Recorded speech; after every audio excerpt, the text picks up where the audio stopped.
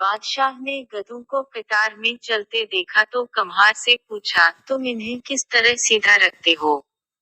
कम्हार ने जवाब दिया कि जो भी गधा लाइन तोड़ता है, मैं उसे सजा देता हूँ, बसी उसी खौफ से ये सब सीधा चलते हैं।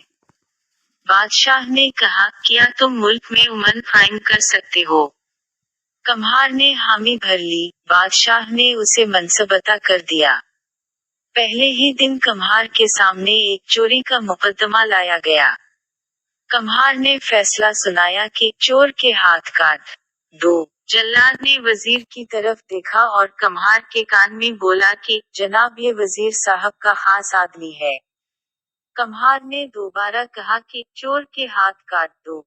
उसके बाद खुद वजीर ने कम्हार के कान में सरगोशी की कि जनाब, थोड़ा ख्याल करें, ये अपना खास आदमी है।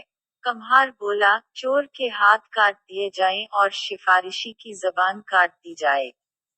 और कहते हैं कम्हार के सिर्फ इस एक फैसले के बाद पूरे मुल्क में अमन कायम हो गया। हमारे यहाँ भी अमन कायम हो सकता है, मगर इसके लिए चोरों के हाथ काटना पड़ेंगे और कुछ लोगों की जबानें काटना पड़ेंगी।